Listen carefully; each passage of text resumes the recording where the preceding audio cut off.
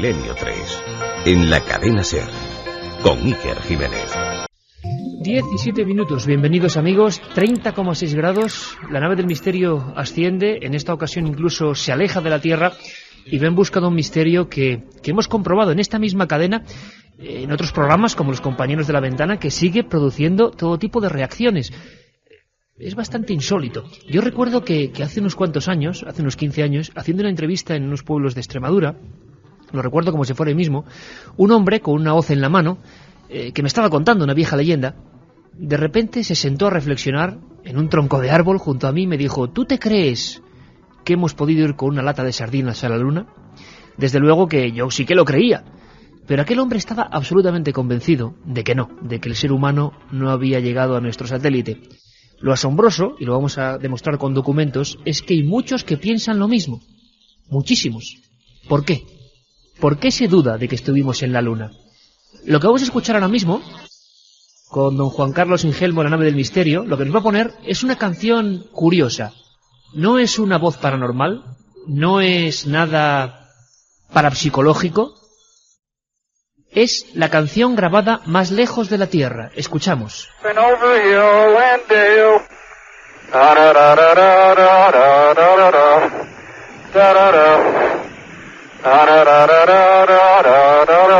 Bueno, pues esto que estáis escuchando, queridos amigos, es Neil Armstrong sobre la luna, bailando y cantando, emocionado, porque había conseguido un hito absolutamente increíble. Había conseguido ni más ni menos poner una bandera de Estados Unidos, de su patria, ondeante, eso sí, ahí hay uno de los grandes enigmas. Había puesto un telémetro láser para medir la distancia hasta la Tierra. Habían colocado un sismógrafo, había recogido 21 kilos de material lunar y después de 2 horas 31 minutos habían acabado ese fascinante paseo en otro mundo. La pregunta es, ¿fue así? ¿Ocurrió en la Luna? ¿O no ocurrió en la Luna? Hoy las músicas cósmicas, como es lógico, Vangelis, Jean-Michel Jarre y toda la gente que se inspiró, por ejemplo, en los viajes espaciales para componer sus creaciones, van a acompañarnos en este viaje nuestro, en esta exploración nuestra. Si queréis acompañarnos, podéis hacerlo de una manera muy directa. Carmen Porter, buenas madrugadas. Buenas noches, sí que bueno, no verdad. estamos todavía en el programa de madrugada. Encima con el día que hemos tenido hoy, horario. sí. 22:10 marca sí. el reloj de la cadena SER. Amigos, es la costumbre. Pues sí, la verdad es que un tema que está causando mucha polémica. Y sigue causando siempre. Siempre que se cumple algún aniversario, vuelve otra vez. Hemos llegado a la luna, no hemos llegado, foros a favor, foros en contra.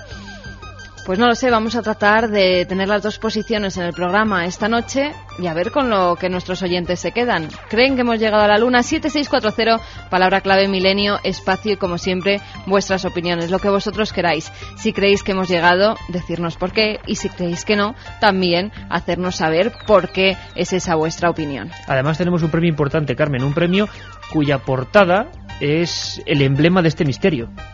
Pues sí, tenemos 20 grandes conspiraciones de la historia de Santiago Camacho, además que ha salido la edición de bolsillo que ha quedado preciosa y una de las primeras, la fotografía de portada, precisamente es la de un astronauta en el que se refleja algo. Se refleja a un fotógrafo de los años 60 que por supuesto quiere decir todo esto que estaba haciéndose en un set, en un plató. Es una de las grandes teorías, mucha gente piensa, tienes encuestas por ahí alucinantes de cuánta gente en Estados Unidos, por ejemplo, Carmen, a día de hoy creía que no habíamos llegado a la Luna.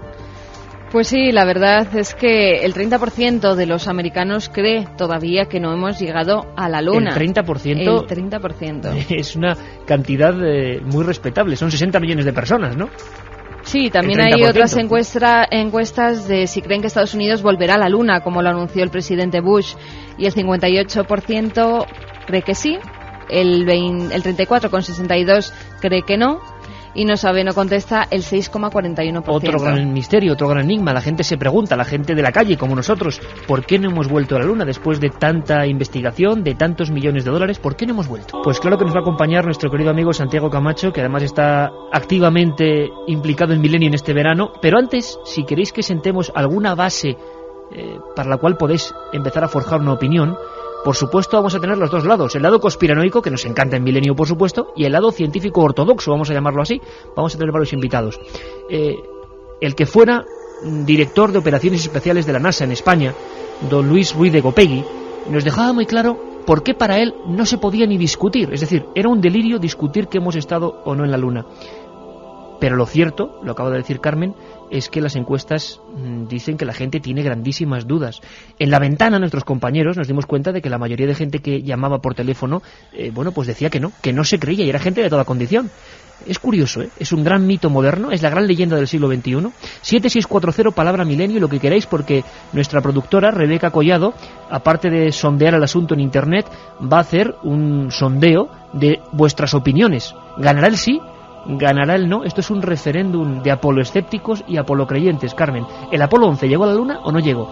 De momento escuchamos a Luis Ruiz de Gopegui, repito, el que fuera director de operaciones especiales y espaciales de la NASA en España, desde Fresnedillas, controló toda aquella misión donde también hay mucho misterio, y nos dice lo siguiente, escuchad muy atentamente. Creo que discutir la llegada del hombre a la Luna es una cosa disparatada.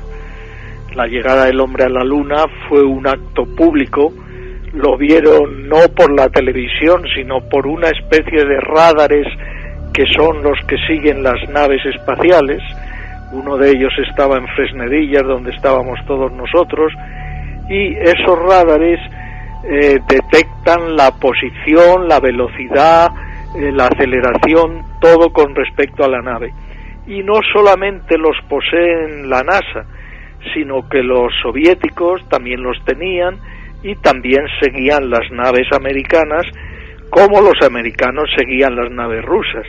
Aparte de esto, había otros radares de este tipo en Alemania, en Inglaterra, y por tanto todos aquellos instrumentos detectaron perfectamente que la nave Apolo 11, por ejemplo, entró en órbita de la Tierra y salió luego hacia la Luna, llegó a la Luna y al cabo de unas horas, de 22 horas, regresó hacia la Tierra. El que dice, basándose en un simple detalle de una sombra, que aquello fue falso, tendría primero que decir por qué en aquellos años los soviéticos, los ingleses, los alemanes o los que fueran no denunciaron que había sido falso. Y tendría que decir también si la nave no fue a la Luna, ¿dónde estuvo? Porque si, como dicen, las escenas se rodaron en el desierto de Nevada, la nave se la hubiera visto dirigirse hacia el desierto de Nevada. Un viaje en busca del misterio. Milenio 3. En la SER. Bueno, pues estamos todos, yo no sé si es por colapso o por qué, pero hay problemas también con el 7640, que la gente continúa escribiendo. Damos también el mail por si acaso, Carmen. Claro que sí, que vamos a dar el mail, que es milenio3 con número @cadenaser.com, milenio3 con número @cadenaser.com. Allí también nos pueden hacer llegar sus opiniones. Bueno, Santiago Camacho hizo este libro, 20 grandes conspiraciones de la historia. Sorteamos 3 entre los participantes, tanto en el mail como en el 7640. Santiago, la foto es eso, es un astronauta.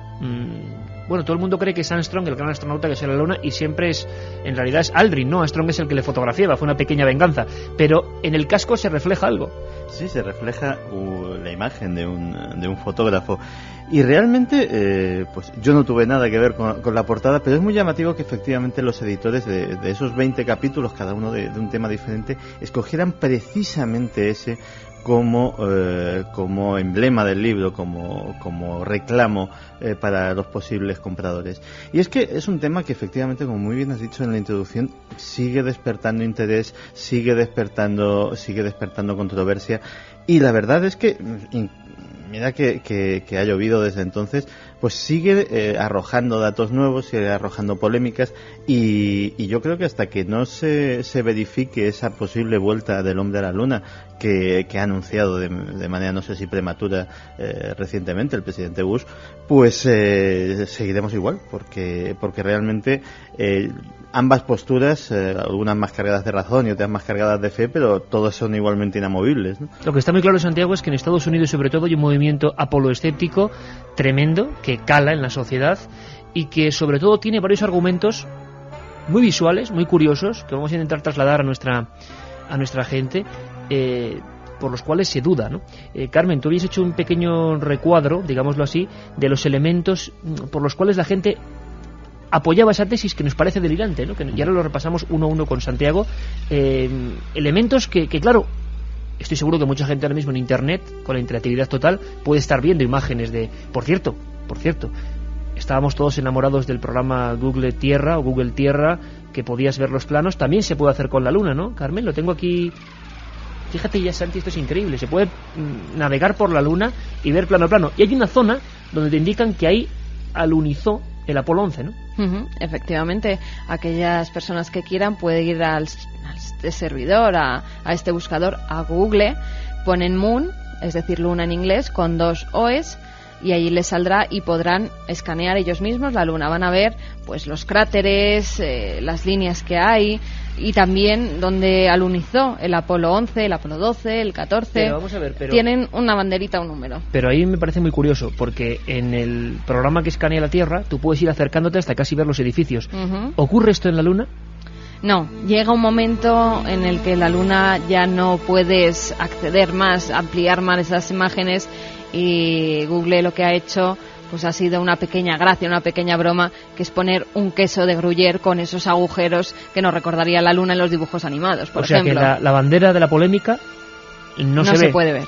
Y Carmen, muy brevemente, la bandera sería una de las polémicas, y hay varias, ¿no?, importantes que cuajan en la sociedad norteamericana, sobre todo. Sí, en principio se dijo que la sombra de Aldrin también era bastante más alargada que la de Armstrong. La razón que daban aquellos que no creían que el hombre había pisado la Luna era que, dado que la única fuente de luz de la Luna era el Sol, pues que las sombras no podían ser tan desiguales. También se insinuó lo de la bandera. Si no hay aire, ¿cómo ondeaba esa bandera que pusieron en la Luna? También dijeron que una de las fotografías en las que Aldrin tiene el Sol detrás de él se puede ver con detalle su traje espacial, cuando en realidad este debería estar más oscuro y menos visible. Además, en el cristal del casco se observa un objeto que algunos han llegado a decir que se trataba de un helicóptero o incluso de una estructura de vidrio también.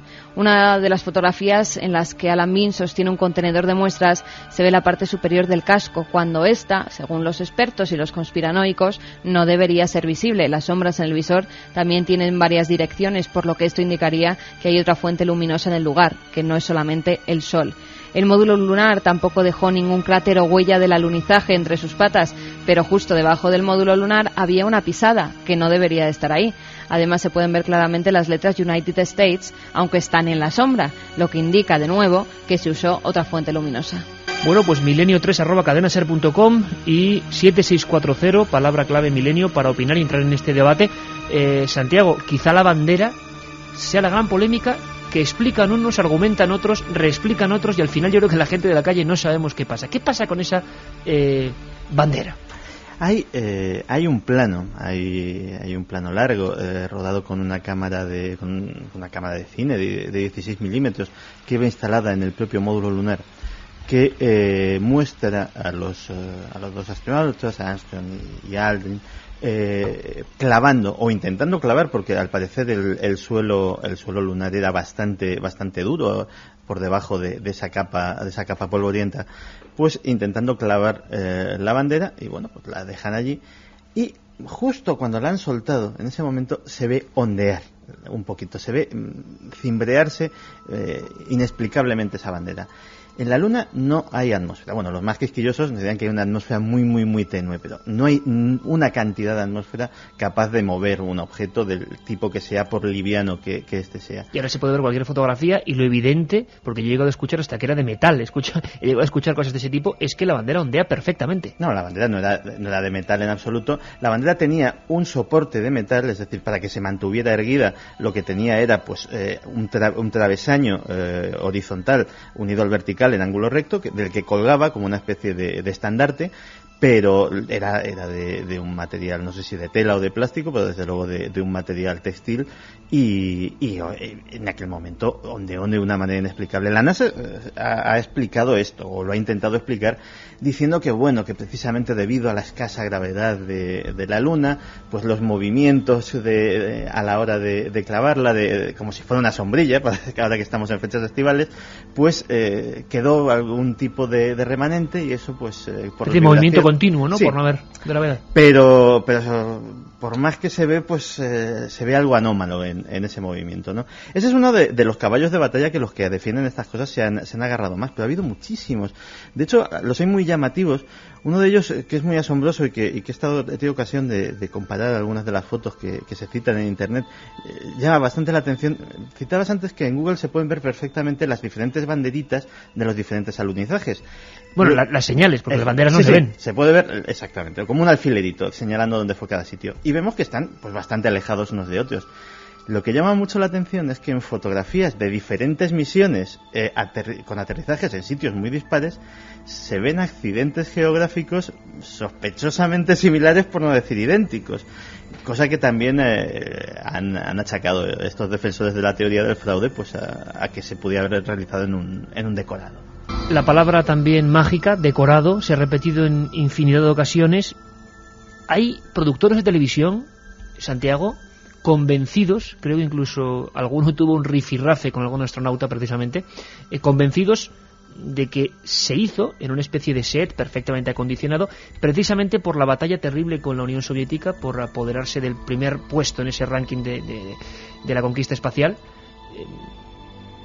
¿Qué argumentos podemos tener, al menos para la sospecha, al menos para ponerlo aquí para la opinión pública, de que pudo haber algún tipo de filmación de ese tipo? Pues fíjate que uno de estos productores, que es digamos el cabecilla de la nueva ola de los apoloescépticos, digamos que hubo un primer grupo que ya son pues bastante viejecitos, que eran de la época, digámoslo así, en que sucedió esto, y luego hay una nueva ordenada que está liderada por un personaje que se llama Bart Severin.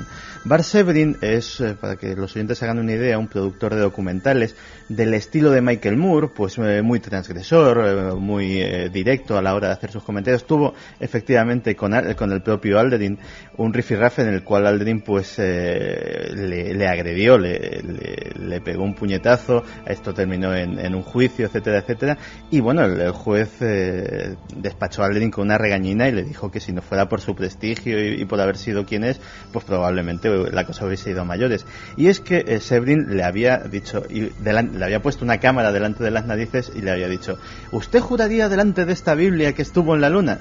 Y por única respuesta, por lo que se llevó fue un guantazo. Pues una de las cosas que ha ido descubriendo de guantazo en guantazo este Bart Severin es tuvo ocasión de acceder a una película de los propios archivos de la NASA, en la cual se veía el módulo lunar, los astronautas y un plato, un set de cine con sus focos, con su decorado, con un montón de gente alrededor operando y haciendo allí algunas manipulaciones. Esa película es real, forma parte del archivo de la NASA, y la NASA justifica la existencia de esta película diciendo que bueno, se hacían ensayos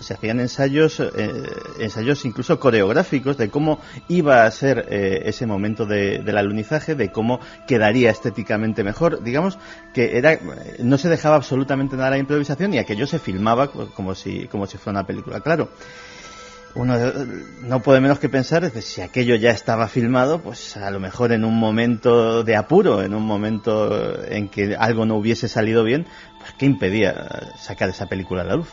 Set, focos, cámaras. Los conspiranoicos, 60 millones de norteamericanos, creen que su país, que ganó la batalla a la Unión Soviética, no ha llegado, que les mintió. Es alucinante. Por lo tanto, estas voces, ¿dónde fueron tomadas? Estas voces, ¿de dónde venían? Forward, 40 feet down, 2.5, picking up some dust. It has a stark beauty all its own. It's like much of the high desert of the United States. About the only person around that doesn't have TV coverage of the... ¿Estás seguro de todo lo que ves y oyes? ¿Y todo lo que oyes? Milenio 3, Cadena SER, con Iker Jiménez. 20 grandes conspiraciones de la historia, y por algo los editores de ese libro que hoy sorteamos eligieron esa estampa, porque las 20 son muy fuertes, como hizo también Santiago Camacho en su libro Top Secret, del Archivo del Misterio, de Edad.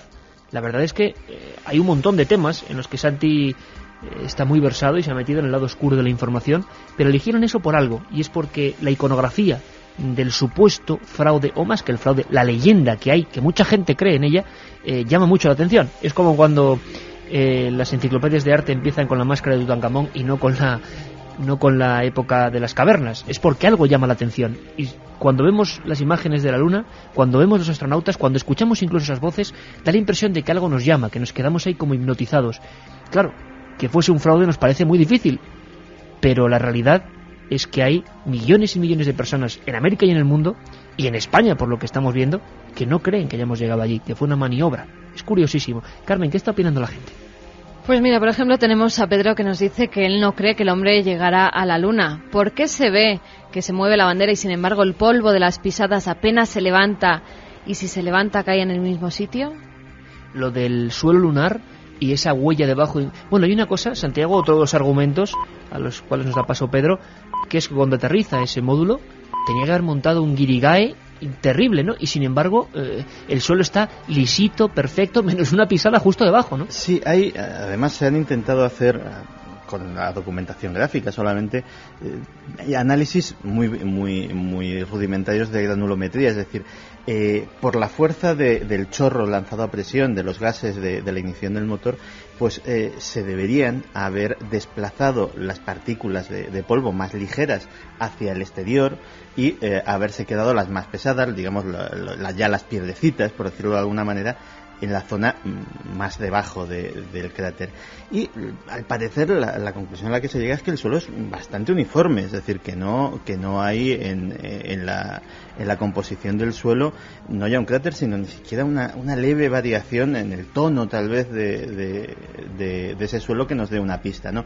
Y efectivamente es llamativo que aparezca en un sitio donde ni en las filmaciones ni en los diarios de a bordo ni en ningún tipo de documentación se aprecia que se hiciera ningún tipo de manipulación. Además era muy difícil, el traje pesaba 180 kilos, era muy complicado de manejar incluso en las condiciones de baja gravedad de la Luna, pues agacharse, hacer manipulaciones debajo del módulo, etcétera, etcétera, pues no era precisamente fácil. Vamos con Juan Antonio Iglesia, que nos dice: estimados señores, no creo en lo que se está diciendo, que la llegada del hombre a la Luna se hizo en un plató. Si no fuera así, en su momento se habría denunciado cuando todo el mundo vio por televisión, yo me pongo por testigo, cuando Neil Armstrong pisó suelo lunar. Esta nueva teoría no tiene sentido alguno y por tanto no se mantiene en pie. A mí me parece muy bien lo que dice la audiencia, pero hay una cosa que también parece intrigante. Y es que la gente enseguida parece que estamos nosotros defendiendo que la Luna se hizo en un plató. Es que la gente es alucinante también, ¿no? Con todo el respeto, por supuesto.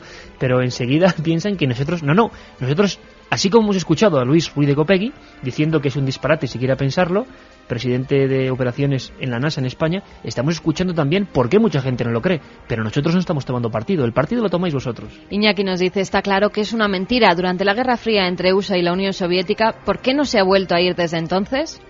Por cierto, la mentira, Santiago, siempre hablando y siendo en tu caso la voz, que tú tendrás tu teoría personal, pero recopilando información de los que no creen, ¿se cree solamente que el fraude es del Apolo 11 o también los viajes posteriores? ¿O se cree que fue solamente en ese punto y luego ya sí que se ha llegado a la Luna? Los buscadores de anomalías se han centrado en casi todas las misiones. Y es curioso porque cada uno defiende su teoría, efectivamente, que se fue a la Luna, pero no en la primera misión, que todas fueron fraude, que se fue pero las fotos son falsas porque se encontraron cosas que no interesaba enseñar. Es decir, ha habido teorías para todos los gustos. Lo que sí me gustaría señalar es que el fraude, hay fraudes en la exploración espacial comprobados. El más sonoro de ellos es, y que figura todavía en muchos libros de historia, es el de Yuri Gagarin. Todo el mundo dice, Yuri Gagarin fue el primer hombre en subir al espacio, en estar en órbita. Bueno, el 12 de abril en la URSS, la antigua URSS, es el día del astronauta, en honor a Yuri Gagarin, y parece que eso tiene diferentes, por lo menos, teorías, ¿no? Pues al parecer, y eso salió a la luz después de la caída del muro de Berlín, cuando mucha información secreta, mucha información hasta ese momento clasificada se descubrió, Gagarin no fue el primero en subir, fue el primero en bajar, porque antes de él, pues no menos de 3 cosmonautas perecieron en órbita en sendas misiones soviéticas, pero lógicamente, como pesaban tantísimo los motivos propagandísticos, pues la Unión Soviética decidió no dar noticia de esas misiones y solamente cuando pudo anunciar a bombo y platillo que habían colocado a un hombre en órbita y que lo habían recuperado sano y salvo, pues entonces decidieron dar la noticia. Damos un apunte más de esa noticia sobrecogedora, sinceramente. El 12 de abril de 2001, hace exactamente 4 años y unos pocos meses. El Pravda, ni más ni menos, el organismo de máxima difusión en Rusia, publica, entre comillas, se puede decir, la mentira de la conquista del espacio, la mentira de Yuri Gagarin, personaje, vamos, absolutamente conocido a nivel universal, primer hombre que orbita en el espacio. Pravda, siempre dando las fuentes, indica que el viaje se realizó efectivamente en el año 1961, pero que en el año 57, 58 y 59, 3 exploradores, 3 cosmonautas, como se dice en la Unión Soviética, reventaron en 3 proyectos, pero llegaron a estar fuera de la Tierra. Por lo tanto, serían 3 experimentos fallidos, 3 incógnitas, y se atreven a dar un nombre incluso. Meses antes de que Gagarin haga su triunfal viaje, Sergei Vladimirovich dicen que es el primer Gagarin real. Si esto ocurre en un aspecto de un mundo hermético como el muro en aquella época, el bloque soviético, mucha gente piensa, los apoloscépticos, que claro, que aquí, quién sabe si en un futuro descubriremos cosas de la exploración espacial que ahora ni siquiera vislumbramos. Por ejemplo, ¿quién no se acuerda de la perrita Laika o la perra Laika? Oficialmente fallece a la semana. Pravda y esta investigación descubren que fue otro fraude, que a las 8 horas, por pánico y además casi reventada por diversos errores de ese Sputnik 2, se va al garete el pobre animal.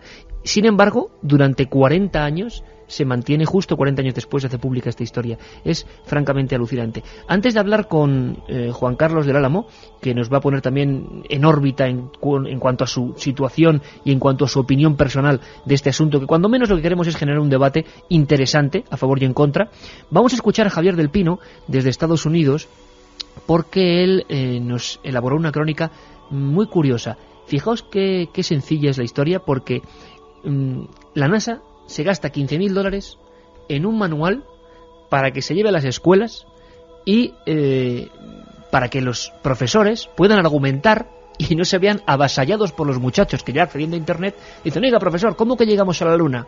Mire usted la bandera, el polvo lunar, las fotografías, las sombras, las fotos de las estrellas, que ahora hablaremos de eso, Santiago. Bueno, nos lo cuenta todo Javier del Pino. Cuando el astronauta Neil Armstrong decía bajo de la nave es un pequeño paso para el hombre pero inmenso para la humanidad, aquello, dicen algunos, pudo estar pasando no en el espacio sino en algún hangar secreto en algún desierto de Estados Unidos, en un montaje diseñado para convencer al resto del mundo y a los enemigos en la Guerra Fría de la superioridad tecnológica del gobierno americano. Ahora la NASA parece que se harta de escuchar esa teoría del montaje y quiere desmontarla. Ha invertido $15.000 en un manual para que los profesores de los colegios sepan qué decir a los alumnos escépticos. Resuelve todas las dudas. Por ejemplo, se dice que no se ven estrellas en las grabaciones y en las fotos, pero según la NASA, la profundidad de campo de las cámaras impedía que las estrellas salieran. Se dice que la bandera se mueve cuando todo el mundo sabe que en la Luna no hay viento. La NASA explica que se mueve porque en la Luna tampoco hay gravedad, de manera que cualquier movimiento es infinito. Al clavarla en el suelo, la bandera empezó a ondear y ahora mismo seguirá moviéndose porque nada puede pararla. Y la NASA añade una prueba más para demostrar su realidad.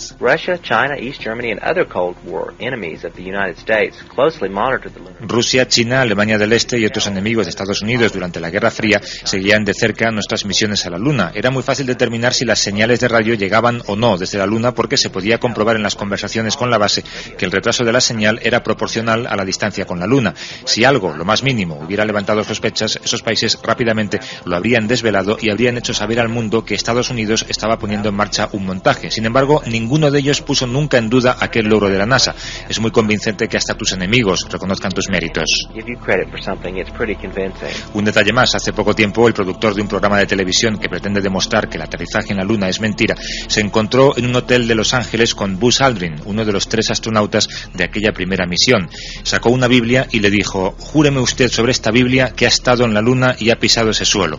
Y Buzz Aldrin levantó la mano, cerró el puño y le tumbó de un puñetazo. Milenio 3. Periodismo de lo desconocido. En la SER. 10 y 38, 29,9 grados. La nave del misterio continúa, no sabemos si sobre la Luna, pero por lo menos en órbita, buscando enigmas, buscando preguntas. Y vosotros tenéis las respuestas, no nosotros. Por cierto, Buzz Aldrin sí, tuvo una vida bastante compleja. Dicen que 15 años, ¿no?, de psiquiatría intensa. Alan Shepard, otro célebre astronauta, dicen que su carrera se truncó porque se le ocurrió simular un tiro de golf con una pelota de golf en pleno alunizaje. Alan Bean dicen que tuvo 15 años de pesadillas nocturnas terribles después de estar en la Luna. Edgar Mitchell tuvo un proceso parecido y se dedicó a la parapsicología. Varios procesos de depresión, parapsicología, supuestos experimentos telepáticos. Armstrong lo escuchábamos hace 3 o 4 semanas, ¿os acordáis? Ha dedicado gran parte de su vida a extrañas misiones, como por ejemplo descubrir la cueva de los Tallos, donde había un supuesto libro de oro de los mormones. David Scott fue acusado de fraude. Dicen que intentó meter sellos dentro del traje espacial para luego ser vendidos por ser los únicos sellos para los filatélicos. Fíjate, Carmen, qué elemento, que claro, había estado fuera de la Tierra, los únicos sellos en el espacio. Y Henry Bermich decían, por ejemplo, de él que se había dedicado a la política, fracaso total, y que ahora recorre la América profunda en un camión destartalado, diciendo que va a escribir un libro con toda su verdad. ¿Qué quiero decir con esto? Que gran parte de los cosmonautas que han estado fuera realmente han vuelto con, quizá, quién sabe si hay energías físicas absolutamente naturales que provocan ciertos cambios. Yo recuerdo, ¿tú recuerdas a Íñigo cuando nos habló de su conocimiento cercano con Armstrong?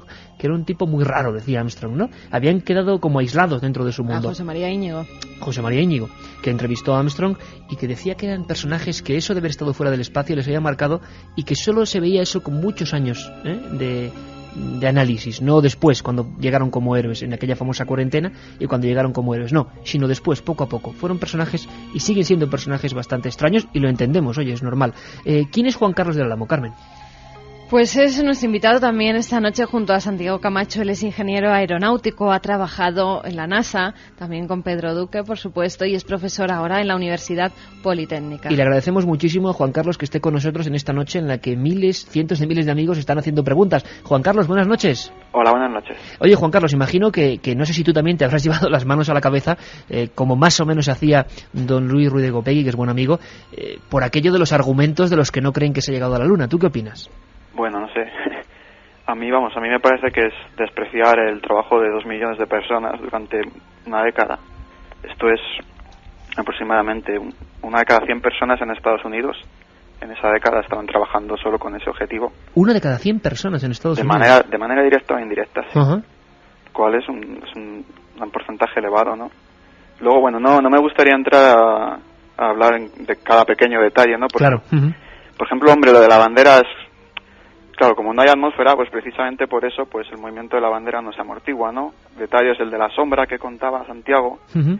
Pues las sombras tienen que ser de igual longitud si el terreno no tiene orografía, pero si tú te pones y proyectas tu sombra sobre una pared, pues claro, tu sombra ya no tiene longitud. Cosas de esas, ¿no? O sea, cada cosa de esas, pues yo creo que se puede encontrar una explicación, pero no creo que sea cuestión de empezar a ver cada detalle, ¿no? Y Juan Carlos, una cosa que creo que es importante desde el punto de vista aeronáutico, científico y que por supuesto respetamos, porque nosotros lo que sí hacemos es hacernos eco, además precisamente lo comentamos, por unos compañeros que en otro horario en la ventana lanzan la pregunta y nos llevamos la sorpresa de que la mayoría de las personas, esto sí que yo de verdad no me lo esperaba, no creen que hemos estado en la Luna. Desde tu punto de vista, ¿por qué crees que ocurre esto? ¿Por qué esa leyenda o esa sensación es tan fuerte en grandes capas de la sociedad? Bueno, mira, en Estados Unidos el 50% de las personas no se cree la teoría de la evolución de Darwin. O sea que yo creo que con eso te respondo a tu pregunta. Sí, que es una sociedad muy especial, pero por ejemplo en España, creo que de las 9 llamadas que entraron, 8 era para decir que no creían. ¿Crees tú que quizá, no sé, se han creado demasiados mitos alrededor de lo que fue, por ejemplo, el Apolo 11, que creo que es el que se lleva todas las... por ser el primero, la expectación que causó, pero nos extraña que esta leyenda urbana o leyenda espacial se mantenga. Vosotros, desde el punto de vista del trabajo puro y duro y real sobre este asunto, ¿os habéis explicado por qué? La NASA ha tenido que incluso hacer ese manual, ¿no? Yo creo que es sorprendente, cuando menos, que la gente tenga esa idea. Nos parece, desde luego, algo inusual. Bueno, yo, nunca me había preguntado, pero así a bote pronto te puedo decir que esto es un negocio, esto obviamente a la gente le interesa, que haya gente que piense estas cosas, que se compre los documentales y los vídeos y los libros, etcétera, etcétera. O sea que también me imagino que está un poco fomentado por otro lado, vamos. O sea, ¿crees que hay los conspiranoicos, entre comillas, tienen un interés crematístico, ¿no?, en que se crea esto, pero la gente lo puede creer o no lo puede creer, es lo más curioso. Cuando tú hablas, digamos, cuando has estado trabajando o haciendo alguna operación o algún proyecto dedicada a la astronáutica, la gente de dentro del entorno, ¿qué piensa cuando se le pregunta de esto? ¿Actúa como Buzz Aldrin, que suelta un guantazo, o se ríe, o simplemente ni siquiera le da importancia? Sí, se ríe y no le da importancia, vamos. Sin embargo, 60 millones de americanos, Juan Carlos, que se dice pronto. ¿Tú qué dirías a toda esa gente que ahora nos escucha? No son 60 millones, pero son bastantes, para que al menos pensemos cuál sería el dato que, según tú, elimina por completo las posibilidades de que fuera un fraude. ¿Cuál crees tú que es el elemento? Yo no creo que haya ningún dato que elimine por completo las posibilidades de que sea un fraude, pero vamos, yo lo que diría es que 2 millones de personas trabajan durante 10 años cunde para mucho, y el dinero que metieron es impresionante. Oye, Juan Carlos, yo aprovecho la coyuntura para preguntarte, ¿por qué no se vuelve a la Luna? Que es otra de las preguntas ya quizá en otro sentido, pero que inquietan mucho a la gente. ¿Por qué se concentró en un periodo de tiempo esas exploraciones y no se ha vuelto? Eso en aquel momento, es que la Luna tiene poco interés científico, entonces gastarse tanto dinero solo para ir a hacerse la foto, en aquel momento tenía mucho sentido en el contexto de la Guerra Fría, pero hoy en día no tiene mucho menos sentido, vamos.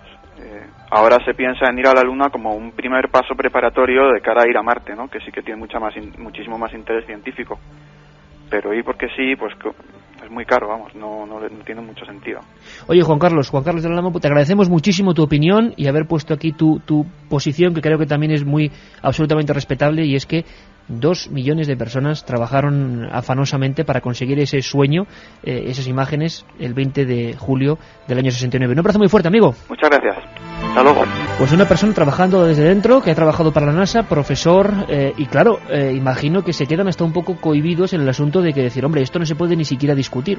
Pero lo real es que se discute, y vaya que se discute.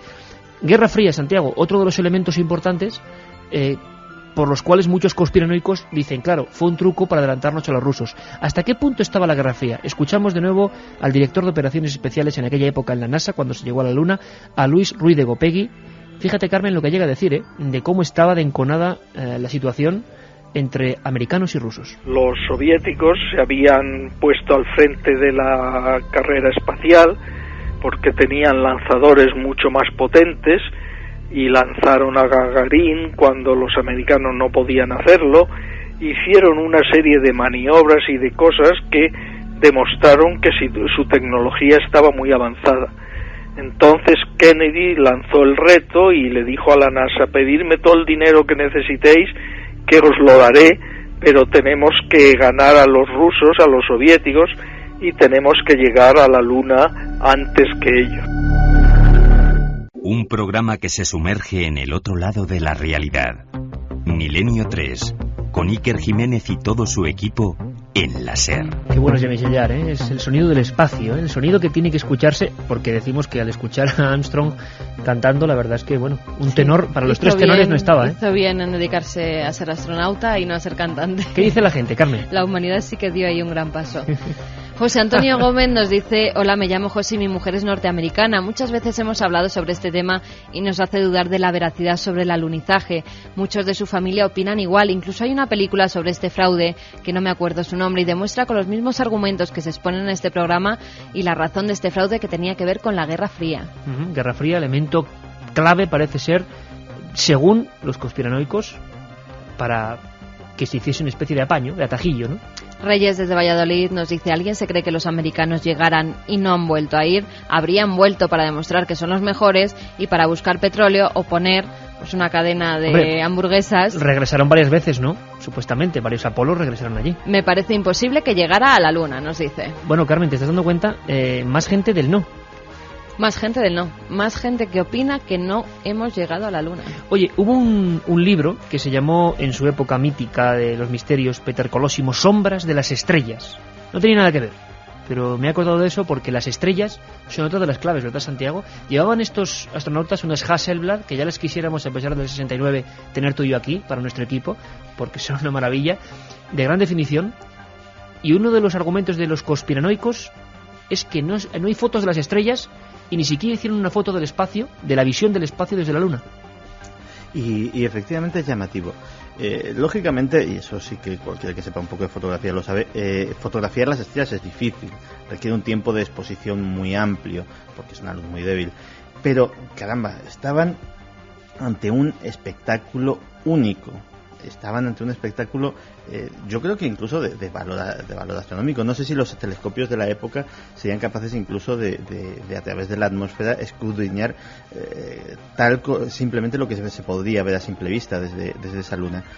¿Por qué no tomarse la molestia de tomar una fotografía con ese tiempo de exposición elevado para tener una plasmación de ese firmamento que en los propios relatos verbales de los astronautas dicen que era un verdadero mar de estrellas, un mar de estrellas en el que curiosamente dicen que en contra de lo que se esperaban, las estrellas también temblaban en el espacio, no era unos puntitos fijos como se pensaban que serían en el vacío. Pues lo cierto es que esa ausencia de estrellas en todas y cada una de las fotografías ha sido otro de los puntos que ha suscitado la suspicacia. Dicen los desconfiados que porque lógicamente sería muy complicado reproducir un firmamento de tal manera que un astrónomo no detectase incongruencias, no detectase la falsedad de ese decorado. Dice Juan Carlos Ingelmo que Cristóbal Colón tampoco llegó a América. Ese va a ser otro debate, ¿vale? Te lo apunto ahí, porque claro, cuando uno empieza a preguntarse por las cosas, pero cuidado que grandes catedráticos... El primero no fue. Claro, que... Se hablaba de un prenauta. Y cuidado, no, y ya se sabe, y nos lo dijo aquí, no un cualquiera, sino el catedrático emérito de la Universidad de Salamanca, Álvarez, que decía directamente, bueno, que... no solo el prenauta, sino ya se sabe que vikingos llegaron a las costas de la zona de Norteamérica en el siglo 9, 10, decían, ¿no? Bueno, me parece otro debate muy interesante, por cierto. ¿Se llegó a América? ¿No se llegó en esa fecha? O sea, hubo informaciones antes. Esto sería un viaje, aquel era un viaje a lo desconocido y este también lo era. Y desde luego parece muy claro que la guerra entre americanos y rusos era terrible y absoluta. Eso motivó estos montajes. Santiago, hay una cosa que sí que no encaja. De haberse descubierto el fraude, y con radiotelescopios y observatorios se podría saber si esa nave estaba o no estaba, yo creo que se hubiera denunciado por parte de las potencias enemigas, ¿no? Y esto nunca ha ocurrido. Sí, de hecho, lógicamente el fraude tenía que descubrirse. Lo que es cierto es que el fraude es más fácil o más difícil de descubrir según lo sofisticado que sea. La tecnología de la época, se ha hablado por ejemplo de que efectivamente sí se detectaba de dónde procedían esas emisiones de radio, pero la tecnología de la época no impedía en absoluto colocar en órbita lunar un repetidor de radio que emitiese desde la Luna, que repitiese señales que se emitían desde la Tierra, con lo cual los fraudes son... Es más, el mismo día del alunizaje, creo que del supuesto alunizaje, los soviéticos estrellan contra la Luna en Luna 2, si no me equivoco, puedo equivocarme en el número, y pega un pepinazo tremendo sobre la superficie, que es como la cara y la cruz. Aquel día pasaron muchas cosas que no se saben. Sí, de hecho, un apunte sobre lo de la Guerra Fría, es que la importancia propagandística de esto era tremenda, la importancia propagandística y militar, porque los soviéticos iban por delante en tecnología de cohetes, y la Tercera Guerra Mundial, si es que se producía, era precisamente con cohetes como se iba a disputar.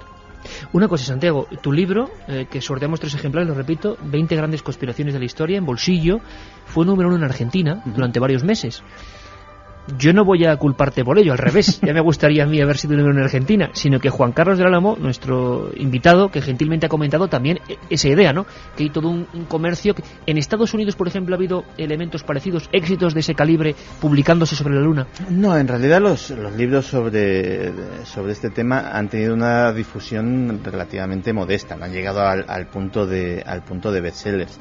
Ha habido libros sí muy importantes que por ejemplo como el mío sí recogían pues a lo mejor en un popurrí de misterios, en un popurrí de asuntos más o menos curiosos o más o menos insólitos, sí recogían esto como un capítulo, pero no, tal vez el éxito de público más grande que ha tenido este tema fue la película Capricornio 3, que era una obra de ficción lógicamente, pero que trazaba todo el plan del posible fraude lunar. En este caso se trataba de un fraude en una futura misión a Marte y que la verdad pues dio alas a los defensores de esta teoría, que vieron reflejado, al menos de una manera bastante creíble, la posibilidad de cómo se podía haber realizado esto. Lo que es indudable, Carmen, lo vivimos y ahora vamos a hacer el último sondeo después, es que Cuando tocamos hace 2 años y medio, casi 3 años, este asunto, fue uno de los de mayor repercusión, sin duda, te lo comentábamos, Santiago. Hay algo que la gente hace que opine. Y Rebeca Collado, nuestra productora, buenas noches, Rebeca. Buenas noches. Ha vuelto a indagar en el mundo de Internet y se ha encontrado con sorpresas, ¿no? Pues sí, así es. En Google, si buscamos el hombre en la luna, hay 955.000 resultados. Y lo que a mí me ha resultado más curioso es que la tercera parte de estos resultados son foros o comunidades que debaten sobre si el hombre llegó o no a la Luna. Foros abiertos donde la gente da su opinión y imagino que se enfrentan también, ¿no? Sí, ahí se enfrentan, pero he de decir que la mayoría de las opiniones están en contra de que el hombre llegó a la Luna. Es curioso, pero es así. Aunque hay gente también que dice que juzgar un logro tan grandioso así es a la ligera, pues no se puede hacer. Pero la verdad que la mayoría de las opiniones están en contra. Por ejemplo, hay gente que dice que si Rusia en los años 60 y 70 tenía los mayores progresos en la carrera espacial, ¿por qué no llegaron ellos, no? Y sí fue Estados Unidos, que si no era para demostrar su supremacía en... Es curioso porque iban adelantándoles en todo, ¿verdad?, los soviéticos, y de repente este golpe de efecto muy a la americana es tremendo. También hay muchos que recomiendan la película el documental del lado oscuro de la Luna, y además aseguran que las personas que crean que el hombre llega a la Luna, si ven este documental ya no lo creerán. O sea, hay un documental que es el lado oscuro de la Luna. Y que creo que se ha pasado en algunas televisiones y ha causado un impacto brutal, sí. Así es, bueno, hay muchos debates sobre las fotografías que comentábamos, que por qué la sombra de Aldrin es menos larga. También la conspiración de las estrellas, que por qué no hay estrellas en el cielo, muchísimo. Y fuera del debate es muy interesante el tema de la filatelia que comentabas antes. Se pueden comprar todavía la carta completa con los sellos, está por el precio de $35.000. $35.000 los sellos que estuvieron en el espacio. Siguen en subasta y esto va aumentando, pero es tremendo. Son muchísimos los sellos que se subastan sobre este primer que han estado en el espacio. Sí. Rebeca, pues muchísimas gracias por ese informe que me parece alucinante y me parece un poco la extensión, ¿no?, del ser humano en el siglo XXI de este problema, de esta polémica. Carmen, ¿qué han dicho los oyentes? Y pedimos disculpas a muchos porque el 7640 es que se ha medio colapsado y hemos tenido también que abrir el mail. Antonio Mora, por ejemplo, nos dice: yo creo que los americanos enviaron la nave a la Luna y volvió a la Tierra, pero ni en la nave ni en el módulo lunar iba ningún astronauta. En cuanto al retraso de las comunicaciones, se pueden simular. Entonces el gobierno americano no se hubiera arriesgado a un accidente. En la Guerra Fría cualquier cosa era posible. Los comentaristas de Milenio 3 que hilan bien fino, ¿eh? Hola, yo sí creo que los americanos estuvieron en la Luna. Lo que pasa es que se olvidaron de la cámara en la Tierra y luego tuvieron que montar una luna artificial para hacer las fotos del reportaje, nos dice Antonio. Tuve la suerte de ver en directo el alunizaje. Tenía 14 años y me tuve que pelear con toda mi familia para que me dejaran ver la televisión a esas horas. Hacer un montaje de esa misión es pan comido para los servicios secretos de los Estados Unidos, pero de ahí a que sea una farsa va un trecho, nos dice Javier Pérez Carrió. Aquí tuvimos las declaraciones del ya fallecido José Antonio Silva, piloto y director de informativos en la época del telediario de Televisión Española, que hablaba de cómo les echaron de la sala, y también de Santiago Vázquez, que hizo junto a Jesús Hermida esa transmisión, y hablaban de ese bucle de tiempo en el cual les echaron de Fresnedillas, ¿no? Muy curioso. Víctor, un chico de 11 años, que nos dice: el hombre sí estuvo en la Luna, pero lo que hemos visto no son las verdaderas imágenes. Un saludo. Otra de las grandes teorías que se mantiene también en Internet: sí que estuvimos, pero lo que se ve y se ha publicitado es un montaje, ¿no, Rebeca? Eso es, como hablan mucho sobre el tema de Hollywood, ¿no? Que si era una explosión para demostrar pues también la supremacía del cine americano en el mundo. Santiago, a día de hoy, bueno, desde luego sale tu libro de nuevo, ¿hay más literatura en Estados Unidos en movimiento de este asunto concreto? No tanta literatura como obra documental, como vídeos, etcétera, etcétera. De hecho, el tal Bart Severin, está a punto el del puñetazo, está a punto de recoger el fruto de sus guantazos y de sus sufrimientos y de estrenar su nueva película, en la cual dice que hace revelaciones que asombrarán al mundo. Ya veremos. No podía ser menos. Vamos con los tres ganadores, Carmen. Vamos con los tres ganadores, que nos envíen un mail a milenio3@cadenaser.com para darnos su dirección. Son Miguel Ángel Martín, Eduardo Medina García y Javier Pérez Carrió. Esos tres son los ganadores de 20 grandes conspiraciones de la historia de Santiago Camacho, editado por la Esfera de los Volvemos Libros. a las 3, Carmen. Volvemos a las 3 de la mañana. Ahora os dejamos con nuestros compañeros de los servicios informativos. Santiago, muchas gracias. Rebeca, muchas gracias. Yo me quedo con un dato. 2001, Pravda, y se demuestra que Gagarin, dicen, no fue el primero, sino que hubo 3 exploradores reventados. Año 57, 58 y 59. Curioso.